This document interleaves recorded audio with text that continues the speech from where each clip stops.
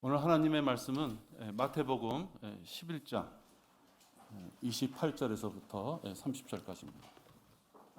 마태복음 11장 28절에서부터 38절.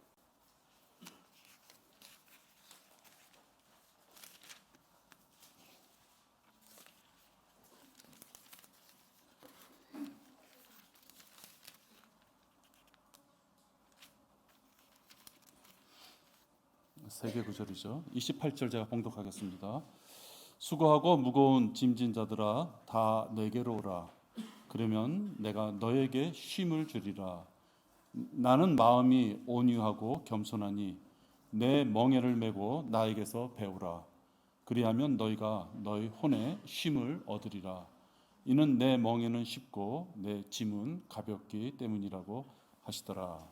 오늘 설교 제목은 너희에게 쉼을 주리라 말씀을 가지고 오늘 함께 나누겠습니다. 잠시 기도하겠습니다. 우리에게 쉼을 주시기 위하여 이 땅에 오신 아버지 하나님, 하나님이신 예수님을 통하여 우리들에게 복음을 주시고 생명을 얻을 수 있는 길을 열어주셨음을 감사를 드립니다. 이 시간 저희들 주신 말씀을 가지고 아버지 하나님께 저희들 많은 은혜를 받기를 원합니다. 성령 충만하도록 우리 모두를 주님 보살펴 주셔서 오늘 주시는 이 말씀으로 우리가 쉼을 얻을 수 있도록, 위안을 얻을 수 있도록, 안식을 찾을 수 있도록 인도하여 주시옵소서. 이제 시작합니다. 마칠 때까지 마귀가 어떠한 모양이라든지 이 아름답고 귀한 시간을 방해하지 못하도록 저희들을 지켜 보호하여 주시옵소서. 주 예수 그리스도 이름으로 기도했습니다. 아멘. 세상 사람들은 쉼을 얻기 위하여 많은 수단과 방법을 사용합니다. 상처와 고통에 너무 힘들면 심지어는 자살까지 함으로써 무엇인가 고통에서부터 자기가 빠져나오려고 합니다. 이 안락사를 시키는 의사들도 보면 뭔가 자기는 확신 가운데 이제 그런 일을 하는 거겠지만 이 의사들이 행하는 그 안락사는 육체적인 쉼, 그걸 진정한 쉼이라고 해야 될지 모르겠습니다만은 그 쉼밖에는 주지 못합니다. 우리는 몸과 혼과 영으로 구성되어 있고 이 전체 몸과 혼과 영이 진정한 쉼을 얻으려면 예수 그리스도밖에 없습니다. 진정한 쉼을 얻기 위해서는 우리가 생각해 봐야 될 건 첫째로 예수님께 와야 합니다. 오늘 28절에 보면 오라고 하셨습니다. 다 내게로 오라. 그러면 내가 너에게 쉼을 주리라. 오라. 이 당시의 종교 지도자들은 율법과 계명에 대한 이 행위만을 강조하려고 예수님께서 이렇게 오라 하실 때 그들이 따라오지 못했습니다. 그들에게는 율법을 지키는 것이 가장 큰 과제였기 때문에 그렇습니다. 이 율법을 지킨다는 것, 하나님께서 말씀으로 주신 것을 지킨다는 것, 그 자체가 나쁜 것은 아닙니다. 그러나 진정한 힘을 얻기 위해서는 먼저 예수님께 나와야 한다는 것입니다.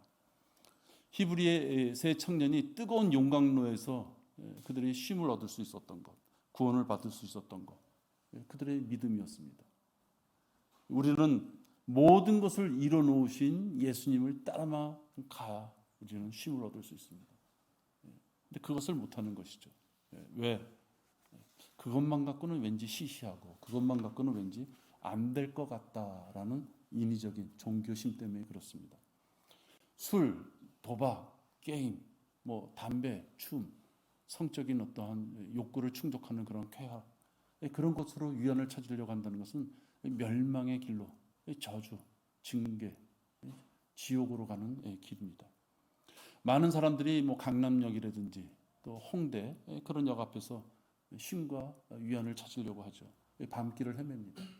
그러나 그들이 밤이 지나고 났을 때는 술 때문에 머리 아픈 그 속이 쓰린 것, 그거밖에는 남아나는 게 없습니다. 쾌락과 욕정에 중독돼서는 쉼이 있을 수 없습니다. 부어라 마셔라 으쌰으쌰 하는 그 순간적인 기분은 있을지 몰라도 그에게 내려지는 것은 저주밖에 없는 것입니다. 지옥에 안 가려면, 지옥에 안 가고 영원한 진정한 쉼을 얻기 위해서는 자기 의지로 예수님께 나와야만 됩니다. 지난주에 엄마의 얼굴을 보면서 나 같이 교회 갈래요? 라고 하민이가 이렇게 쫓아나왔습니다.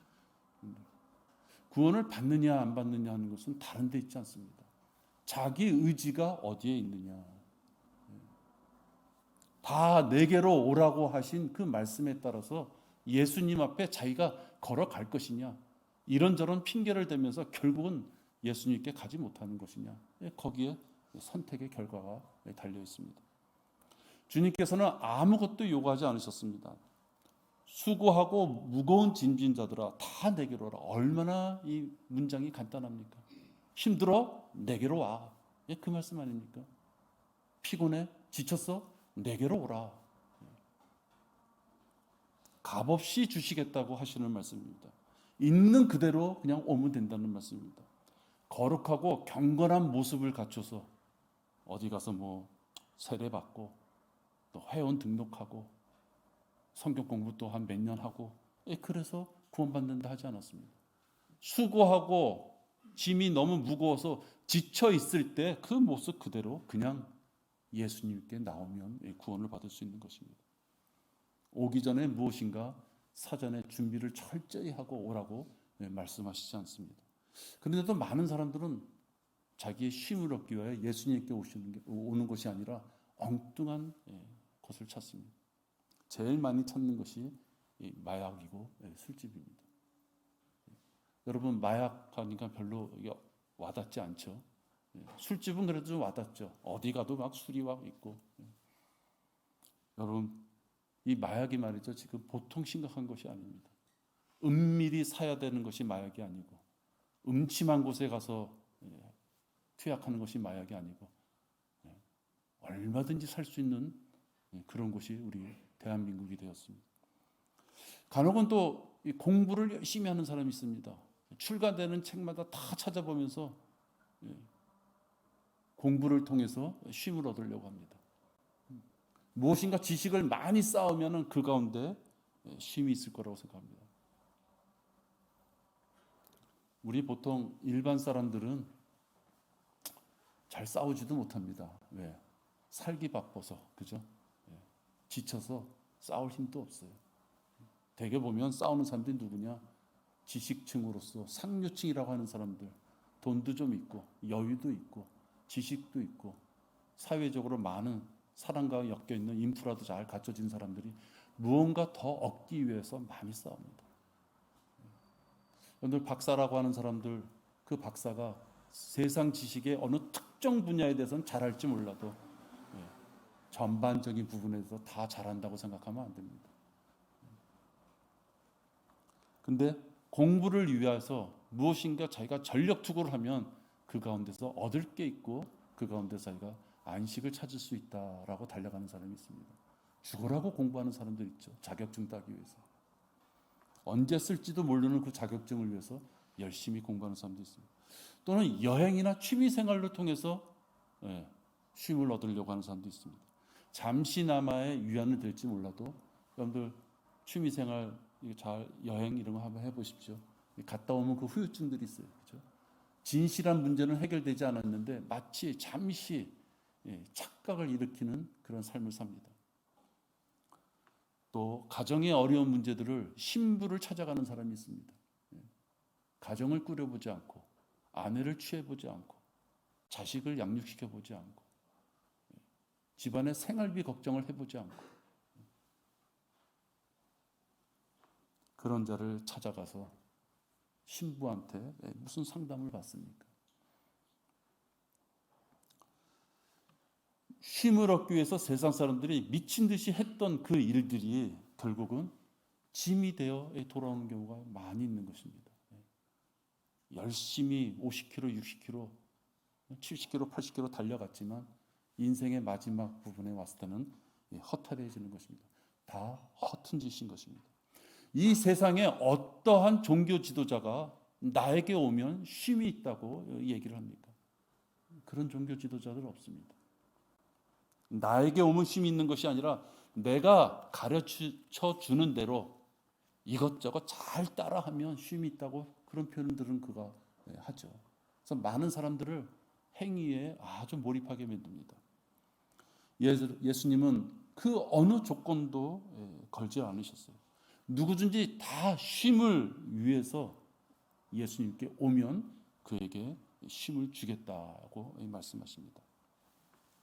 그런 분이 없죠. 그죠, 여러분? 그런 분이 없습니다. 성경은 대부분 이렇게 우리가 읽다 보면 조건적인 부분들이 많이 있습니다. 그래서 하나님께서는 성경을 통해서 아주 쉽게 알 수 있도록 해놨죠. 앞에 장은 계속 저주를 내리시는 그런 내용들이 있는데 또 바로 그 뒷장은 또 축복을 내리시는 바로 그러한 장들도 많이 있습니다. 그 기준은 뭡니까? 말씀대로 그가 순종했을 때와 순종하지 않았을 때 복과 저주의 그러한 구분들이 이어집니다. 근데 오늘 이 구절에서 쉼을 얻기 원하는 자, 구원을 받고 영원한 불못에서부터 해방되기를 원하는 자들에게는 조건이 주어지지 않습니다. 다 예수 그리스도께 오는 자는 구원을 받을 수 있습니다. 선택받은 사람만 구원받는 것이 아닙니다. 피곤한 몸과 무거운 짐을 지닌 자들은 다 구원을 받을 수 있습니다. 오늘 로마서 3장 20절 보시기 바랍니다. 우리는 예수 그리스도의 말씀 속에서 진정한 쉼을 찾아야 됩니다. 세상에 유명한 사람, 봉사, 인품이 좋은 사람, 교수, 총장, 그런 사람 앞에 갔을 때 쉼의 어떤 비법을 결코 얻을 수 없습니다. 로마서 3장 20절에 보면 그러므로 율법의 행위로는 그분 앞에 의롭게 될 육체가 없나니 이는 율법을 통해서는 죄의 깨달음이 있음이니이다. 그러나 이제는 율법 없이 하나님의 의가 나타났으니 율법과 선지서들을 통해 증거된 것이니라. 그 하나님의 의는 예수 그리스도를 믿음으로 인한 것으로 모든 자와 믿는 모든 자에게 미치나니 차별이 없느니라 말씀하셨습니다. 명확하시죠? 하나님의 의는 율법에 있지 않다. 봉사나 모태신앙, 어떤 종교적인 행위의 열성에 있지 않다. 이렇게 말씀하시는 것입니다. 오직 예수 그리스도의 보혈을 통하여 얻을 수 있는 것입니다. 예수님의 보혈의 물세례라든지 또는 헌신 이런 걸 통하여 그런 의를 얻고자 하는 자들은 예수님께서 십자가에서 죽으신 것 그 자체로는 너무 부족하다고 그렇게 생각하시는 분들이에요. 예수님의 피로는 지옥에 그 가는 길을 면할 수 없다. 무엇인가 예수님의 피 이외에 더 내가 좀 무엇인가를 해야겠다. 이 종교 행위를 계속해서 마음속에 간직하는 분들은 그 길이 바로 지옥을 향하여 가는 길입니다. 예수 그리스도의 보혈 외에 무엇인가를 더하거나 예수 그리스도의 보혈을 그에 구원받는 길에서 제외시키는 자는 그 자는 지옥행을 타는 것입니다. 우리 교회만 나오면 구원을 받을 수 있다. 우리 교회만 나오면 천국에 갈 수 있다라고 가르치는 진짜 사악한 목사들이 많이 있습니다. 우리 교회만 나오면, 우리 주변에도 많습니다. 특히 연세 드신 분들, 교회만 나가면 죄인이고 뭐고 다 필요 없어요. 그냥 교회만 나가면 구원받는다 생각하는, 그렇게 교회 문턱을 넘어오는 자들에게 그런 것을 교리랍시고 가르치는 사악한 목사들이 널려 있습니다. 교회를 나가지 않아도 장소에 구애 없이 어디서든지 구원을 받을 수 있습니다. 교회에 나가서 출석 잘하고 헌금 잘하고 봉사 잘하고 사람들하고 잘 사귀고 무엇인가 열심히 했을 때, 지성이면 감천이다 왜 이런 말도 있잖아요. 무엇인가 열심히 했을 때 구원을 받을 수 있다. 그런 분위기를 조성하는 아주 나쁜 목사들이죠. 그 교회에 와서 충성을 하게 만들죠. 그 교회에 와서 자기한테 충성을 다하게 만들죠. 결국 뭡니까? 돈을 내길 원하는 거예요. 구원은 그 특정한 교회 건물 안에 있지 않습니다. 하나님이신 예수님께서 이 땅에 오셔서 우리의 죄를 다 구속시켜 주시고자 십자가에서 죽으시고 장사되시고 부활하신 것을, 그래서 바로 그 예수님을 자기 마음에 주와 구세주로 영접하는 순간 그가 구원을 받는 것입니다. 그 영접의 순간이 전철안이 될지 길거리의 빵집 앞이 될지 진짜 이 교회 안이 될지 그건 알 수 없어요. 장소가 중요하지 않다는 겁니다. 차별 없이 모든 자들이 하나님이신 예수님의 보혈을 믿음으로써 구원받는 것입니다. 그 3장 26절 그 밑을 좀 보십시오.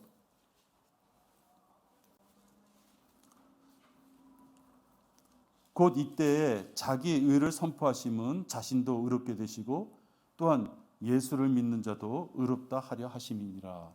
그러므로 자랑할 때가 어디 있느냐? 있을 수 없느니라. 무슨 법으로냐? 행위의 법으로냐? 아니라 오직 믿음의 법에 의해서니라. 그러므로 우리는 사람이 율법의 행위들이 없이 믿음으로 의롭게 된다고 단정하노라. 결론을 진 겁니다. 진정한 쉼을 얻는다는 것은 지옥에 가지 않아야죠. 그죠? 그 무서운 지옥에 가지 말아야죠. 그 진정한 쉼을 얻기 위해서는 율법에 있지 않다 말씀합니다. 율법을 통해서는 구원받을 수 없어요. 진정한 쉼을 위하여 예수 그리스도가 이 땅에 오신 것, 예수 그리스도의 보혈을 믿는 것, 그 믿음으로 우리가 진정한 안식과 쉼을 얻을 수 있는 것입니다. 그건 분명하지 않습니까? 구원을 받기 위한 행위와 구원을 받기 위한 믿음은 전혀 다른 길입니다.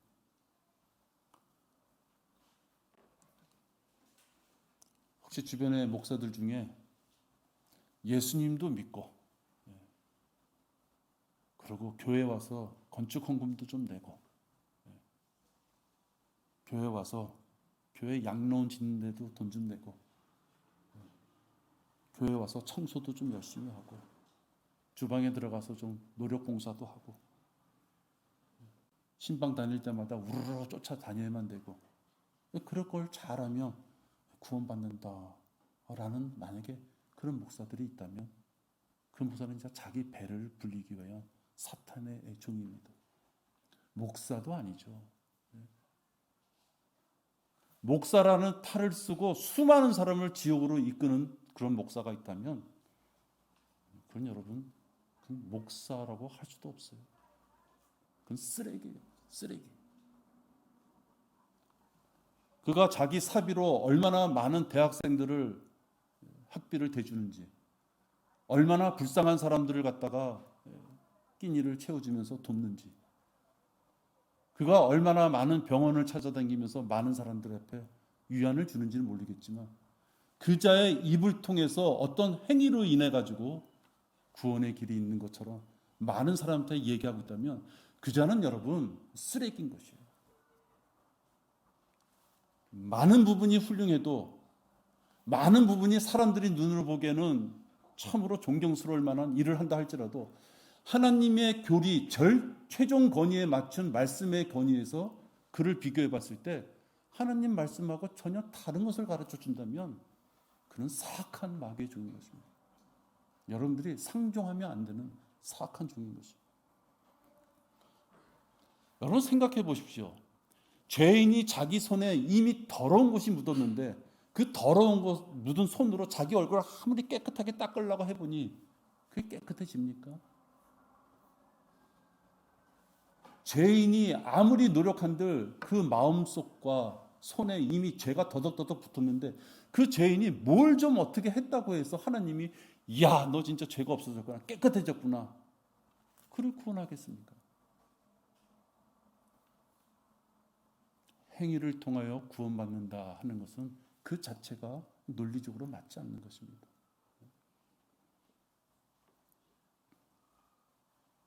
만약에 행위를 통해서 구원을 받는다는 그러한 교주들이나 교단의 교리가 있겠죠.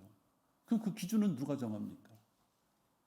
그 행위를 어느 정도 해야지 구원받을 수 있다는 그 기준을 누가 정하느냐는 거예요. 기껏해서 돈으로 수많은 목사들한테 허연 봉투 돌려가지고 총회장 된 사람들, 그 사람들이 그 교단의 왕이잖아요. 총회장이라는 이름으로. 그럼 그 총회장이라고 칭함받는 그 사람들이 정한 것이 구원받는 기준이 될 수 있습니까? 그 터무니없는 얘기예요. 세상 사람들도 돈으로 선거하면 욕을 먹는 판인데요. 그죠? 하나님의 말씀을 가지고 지키겠다고 하는 그들이 자기의 대장을 뽑을 때 돈이 왔다 갔다 해야 된다는 금액이 정해져 있잖아요. 얼마 정도 돌려야지 총회장이 된다는. 그런 사람들이 행위 기준을 통해서 행위를 강조한다면 그게 말이 안 되잖아요. 죄인들이 스스로 죄 용서함을 받을 수 있는 그 방법이 사실 없어요. 사실 없다고요. 쓸데없이 고집 부리지 말고 헤매지 말아야 되는 것입니다. 방법도 없으면서 뭐 철학관이니 술집이니 도박장이니 그런 데 찾아가면 안 되는 것입니다. 예수 그리스도께 다 와서 구원받고 안식을 얻어야만 됩니다. 위대하신 하나님, 그분이 예수님으로 오셔서 우리에게 피를 흘려주심으로써 하나님의 약속에 따라 구원받을 수 있는 길이 열려진 것입니다. 그게 뭐 얼마나 힘듭니까?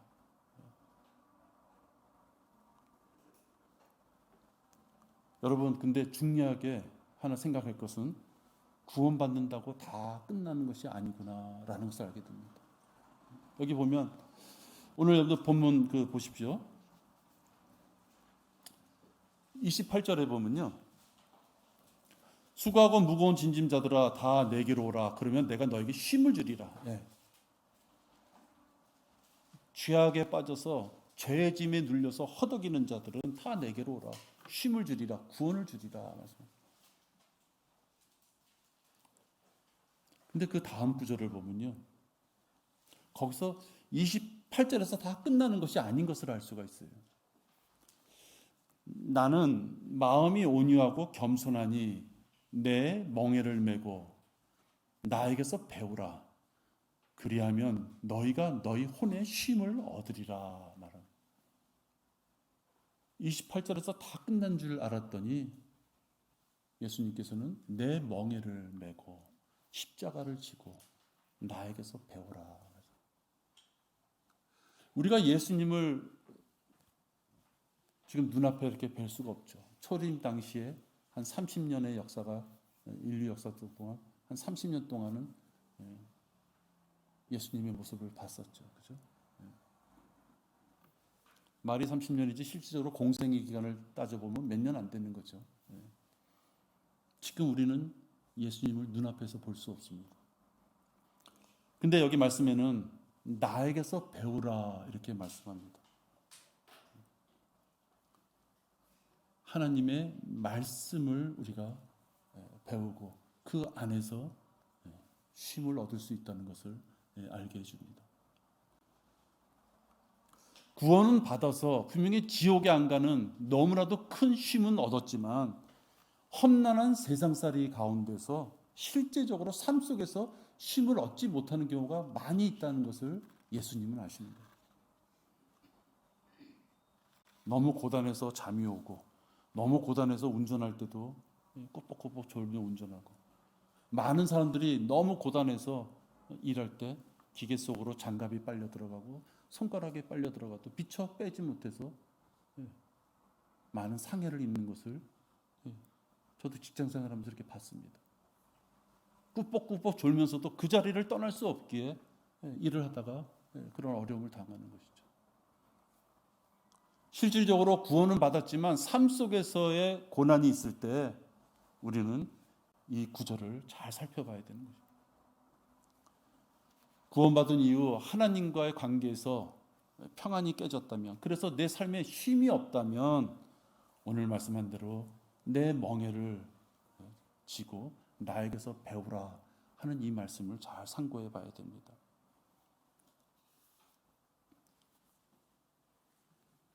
구원은 받아서 분명히 나는 하나님의 자녀인데 지금 내 삶이 왜 공고하고 내 삶이 왜 계속 이렇게 안식이 없을까라고 했을 때, 여러분, 내 삶이 하늘나라에 대한 것을 바라보는 삶인지를 살펴봐야 돼요.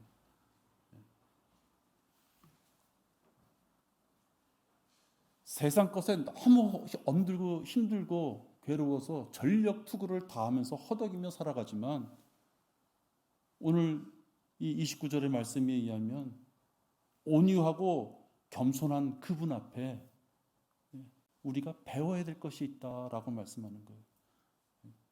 예수님이 가신 그 십자가의 길, 그 십자가의 길을 내가 내 삶에서도 지켜나가고 있느냐 하는 것을 우리가 살펴볼 수 있어요. 우리 에어컨을 좀 틀까요? 에어컨을.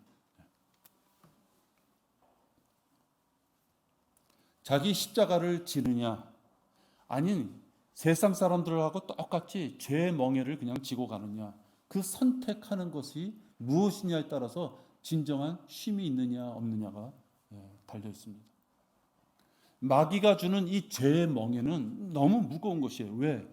지옥의 형벌을 감당해야만 되기 때문에. 근데 예수님께서 너무나도 쉽게 표현해 주셔요. 30절에 보시면 이는 내 멍에는 쉽고 내 짐은 가볍기 때문이니라. 예수님께서 그 멍에를 우리 보고 같이 지자고 지금 말씀하고 계세요. 예수님이 십자가에 그 멍에를 지신 것처럼 우리도 각자가 자기의 십자가를 지고 예수님의 말씀에 따라서 순종하는 삶을 사는 것, 그 과정이 쉽지만은 않겠죠. 그죠? 이 육신을 가지고 세상 것에 탐닉하면서 세상 것과 일치가 되게끔 살려고 자꾸만 세상으로 향하는 이 육신을 입고 있는 우리 입장에서 봤을 때는 하나님의 말씀에 순종하면서 사는 것이 쉽지 않은 것이에요. 계속 선택의 순간이 올 때마다 세상 것 끊고 세상 것 끊고 의지를 가지고 하나님의 말씀대로 살고자 하는 노력이 있을 때, 그 행함이 있을 때 우리가 올바른 삶을 살 수가 있는 거예요. 예수님께서는 말씀대로 순종하며 살고자 하는 그것에 대한 그 멍에는 실질적으로 지옥 그 멍에를 치는 것보다 쉽다고 말씀하시는 거예요. 딱 계산을 해주시잖아요. 내 멍에는 쉽고 내 짐은 가볍다라고 이미 계산을 다 해주셨어요. 세상 것을 쫓다 보면 생활은 조금 윤택해질 수 있습니다. 그건 사실입니다. 또 마귀가 그걸 주죠. 몸은 조금 편할지 몰라도 우리들의 그 혼은 양심에 찔려 쉬지 못하는 것입니다. 여러분 주 예수 그리스도를 마음의 주로 영접하셨어요? 그러면 여러분 마음속에 성령 하나님이 임재해 계시잖아요. 여러분 마음속에 성령 하나님이 계시다고 말씀하셨어요.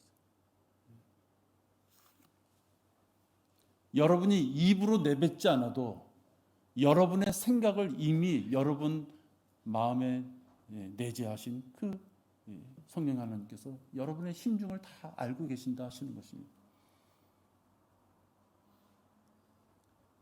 나보다 나를 더 잘 아는 하나님을 어떻게 우리가 속일 수 있습니까? 몸은 조금 편할지 몰라도 이 혼에 찔림이 오는 것은 도망갈 수 있는 방법이 없는 것입니다. 여러분 이렇게 버스 같은 거 타면은 내 몸이 너무 피곤해. 근데 내 앞에 어떤 노인이 탁 서 있어요. 나도 너무 피곤해. 일어나기 싫어요. 그때 여러분 혹시 일어나지 않고 있다고 생각을 해보십시오. 그 노인이 앞에 서 있을 때까지 얼마나 불안합니까? 그죠? 잠시 고통이 딸고 내 몸이 피곤해도 그냥 벌떡 일어나는 게 낫지. 그래서 그 노인한테 양보하는 게 낫지. 그 조금 더 편하게 가겠다고 눈 감고 자는 척하고 앉아 있으려면 얼마나 양심이 찔려요.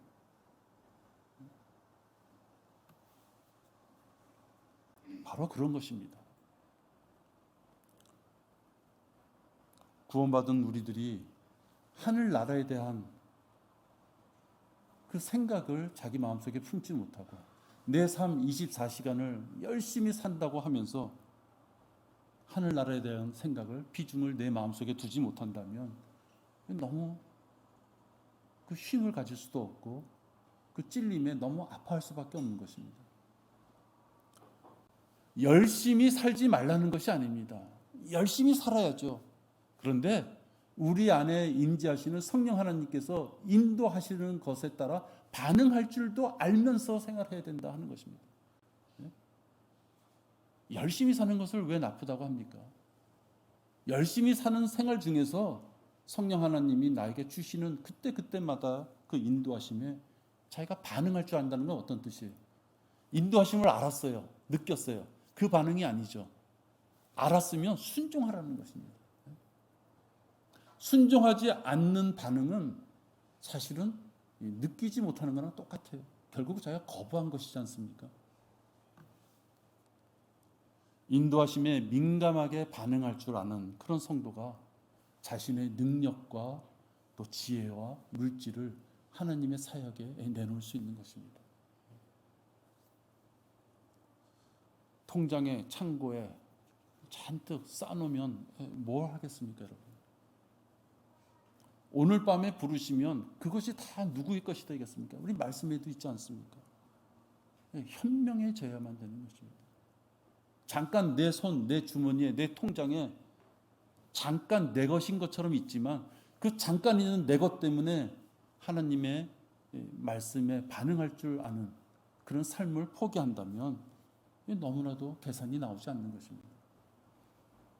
성령님은 적절한 때에 말씀으로 우리를 인도하십니다. 그래서 우리의 염려와 근심을 다 내려놓게 하십니다. 자신이 끙끙대며 그것을 해결하려고 노력해 보니 이 세상 것에 욕심을 낸다는 것은 자기가 무엇을 만들어 보겠다는 것이거든요. 좀 더 좋은 차, 좀 더 좋은 집, 좀 더 좋은 어떤 안락한 환경, 내 자식들이 좀 더 사회적으로 좀 더 높은 지위에 올라가는 것. 결국 그 목적이 뭡니까? 그랬더니 돈이 생기더라 하는 거 아닙니까? 그죠? 우리 멋있게 인격적으로 그런 거 생각할 필요 없잖아요. 그러기 때문에 돈이 생기고, 돈이 생기면 건강도 확보하고, 돈이 생기면 행복도 오고, 돈이 생기면 다른 사람들 잘 도와줄 수 있을 것 같고, 결국 돈 아닙니까? 그 돈에는 안식이 없습니다, 여러분. 끝이 없기 때문입니다. 십자가를 지고 예수님께 배워야 됩니다. 말씀을 공부하고 묵상할 수 있어야 돼요.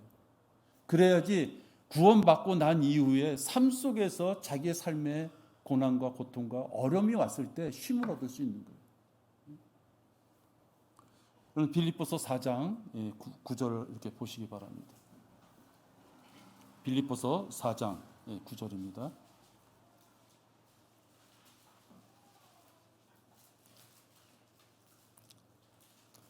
무엇을 우리가 배워야만 되는지, 그래서 어떠한 쉼을 얻어야만 되는지 구체적으로 우리에게 말씀해 주고 계십니다. 너희는 또한 나에게서 배우고 받고 듣고 본 이런 일을 행하라. 그리하면 평강의 하나님께서 너희와 함께 계시리라. 여러분, 게을러서는 안 돼요. 구원은 우리가 여러분의 마음에 선택한 대로 거저 얻어요. 여러분이 주 예수 그리스도를 주와 구세주로 영접하는 순간 값없이 얻어요. 그러나 분명히 그 이후의 삶이 어떠해야만 되는지를 우리에게 주셔요. 지금 이 빌립보서 4장 9절에서부터 이제 몇 구절 보겠습니다만은 이 땅에서는 쉼을 얻지만 이렇게 살아야지 영원한 곳에 가서 상과 유업도 있는 것이에요.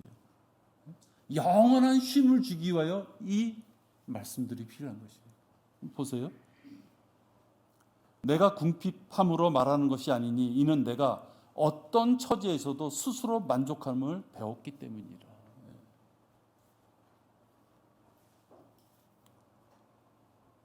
잠시 목을 못 축이고 목이 말라도 우리는 참지 못합니다. 이런저런 이유로 너무 바빠서 한 두 끼 못 먹으면 큰일 난 듯이 먹을 것만 보면 그냥 눈이 동그랗게 떠집니다. 그게 우리들이지만 여기 보면은 궁핍함에서도 만족하는 법을 배울 수 있다. 하나님의 평강은 모든 어떤 환경과 처지에서도 만족함을 주시는 것을 우리에게 약속하고 계십니다. 13절에 보면 내게 능력 주시는 그리스도를 통하여 내가 모든 것을 할 수 있느니라. 아둥바둥 내가 쉼을 얻고자 이것저것 헤맬 것이 아니라 오직 그리스도를 통하여서 모든 것을 할 수 있고 우리가 쉼을 얻을 수 있다라고 말씀하는 거예요. 그럼 예수님께 이런데도 나아가지 않고 예수님이 주신 말씀을 공부하지 않겠습니까? 그러시면서 14절 19절을 한번 보십시오. 14절에 보시면은 그러므로 너희가 나의 환난에 동참하였으니 잘하였도다 말씀하시면서 19절에 그러나 나의 하나님께서 그리스도 예수를 통하여 영광 가운데서 그의 풍요함을 따라 너희의 모든 필요를 채워 주실 것이라 말씀합니다. 하나님의 사역, 어려움이 따르는 그 사역, 그 환난에 동참하였을 때 우리의 모든 필요를 채워 주시겠다 말씀합니다. 필요. 그 필요가 충족되지 않으면 우리는 불안해합니다. 그죠? 근데 그 필요를 채워 주시고 쉼을 주시겠다는 거예요. 오늘 본문의 28절하고 29절, 30절은 그런 의미에서 차이가 있습니다. 죄의 짐에 눌린 그 모든 자들은 다 나에게로 오라. 값없이 주시겠다 말씀합니다. 그러나 구원받고 난 이후에도 삶의 고난의 문제가 분명히 닥칠 것인데 그것을 이겨나가기 위해서는 예수 그리스도와 함께 멍에를 지고 예수 그리스도께서 하신 말씀을 배워야 된다라고 말씀하고 있습니다. 하나님께로부터 영적인 복을 받고 경배를 드리고 지체들과 교제하고 또 기도할 수 있는 그런 충만한 이 성도들은 공경에 처했을 때도 충분한 잠을 주십니다. 그죠? 잠을 주셔요. 그래서 베드로는 조금의 불면증도 없었습니다. 어느 정도냐? 사형되기 전날 밤에 푹 잠들었던 걸 볼 수 있어요.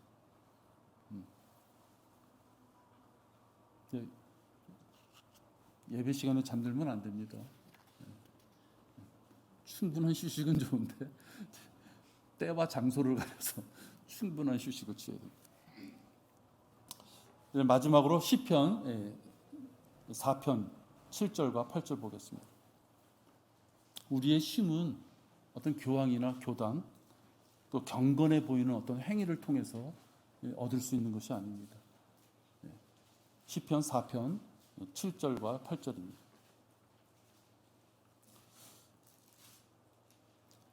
주께서 내 마음에 기쁨을 두셨으니 그것이 그들의 곡식과 포도주가 풍성했던 때보다 더 큰 일이다. 이건 이제 재림 때의 이야기인데요.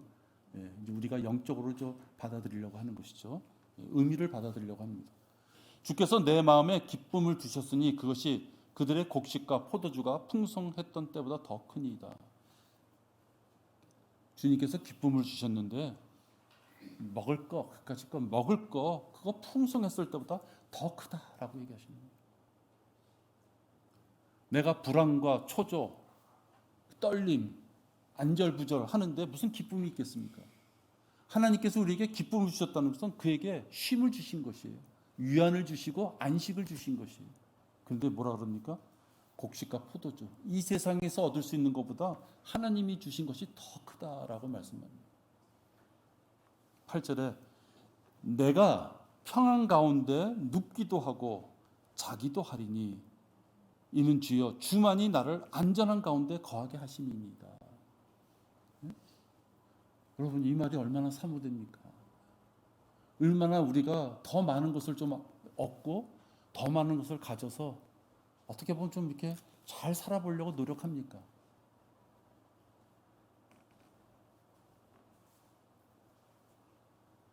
그랬더니 여러분, 그 생각한 것들을 지금 다 주머니에 가지셨습니까? 집에 가면 다 쌓여 있습니까? 그렇지 않죠, 여러분. 뭔가 죽어라고 모범적으로 열심히 달려왔는데도 허탈함만이 있을 뿐입니다. 왜? 우리의 진정한 쉼은 세상에서 이야기하는 그 돈에 있지 않기 때문에 그렇습니다. 진정한 쉼은 예수 그리스도의 말씀 안에 있는 거예요. 그래서 평안 가운데 눕기도 하고 자기도 하려. 얼마나 좋아요, 여러분. 그죠? 고된 일하고 집에 왔을 때 그 눕는 그 마음이 얼마나 평화롭습니까? 주만이, 하나님만이 그것을 가능케 하실 수 있다라고 말씀하는 거예요. 예수님의 말씀을 여러분 알아가셔야만 됩니다. 그러기 위해서는 공부하셔야만 됩니다. 또 여러분에게 힘든 일이 있다면 예수님 앞에 용감하게 나가야 됩니다. 죄가 있다면 자백하시면 됩니다. 신실하고 의로우신 분께서 여러분의 기도에 분명히 들으시고 응답하실 것입니다. 여러분 스스로가 여러분의 죄를 씻으려고 한들 씻을 수가 없습니다. 실질적으로 씻을 수가 없어요. 하나님께서 말씀으로 우리에게 자기의 십자가를 지고 나오라 했을 때, 내가 하나님 앞에 나의 옛사람의 그 모습, 이미 우리는 십자가에 나의 옛사람을 못 박았지만 옛사람의 성품은 몸에 아직도 남아 있어서 툭하면 자꾸만 하나님의 말씀에 어긋나는 길로 자꾸만 가려고 하는 그 나의 모습을 볼 때마다 하나님 앞에 기도하면서 쉼을 얻으셔야만 됩니다. 다 내게로 나오라. 얼마나 좋습니까, 여러분? 다 내게로 나오라. 여러분의 어려운 짐들을 주님 앞에 기도하시면서 주님과 깊은 교제를 나누는 우리 모두가 되기를 바랍니다. 기도하겠습니다. 아버지 하나님, 우리에게 너무나도 큰 복을 허락하셨습니다. 수고하고 무거운 짐진 자들은 다 오라 하셨습니다. 어떠한 조건도 주어지지 않았습니다. 우리가 삶 속에서 죄가 있어, 찔림이 있어, 너무 괴롭다면은 용감하게 아버지 하나님 앞에 우리의 죄를 자백하고 용서함을 받으며 우리의 기도와 찬양과 경배 어떠한 것에서도 하나님 앞에 다가가는데 걸림돌이 없도록 주님 저희들을 인도하여 주시옵소서. 오늘 저희들에게 귀한 말씀을 허락하시고 또 그 말씀 가운데 저희들 모습을 다시 한번 이렇게 되새겨 볼 수 있도록 시간과 귀한 기회를 주심을 감사를 드립니다. 주 예수 그리스도 이름으로 기도했습니다. 아멘.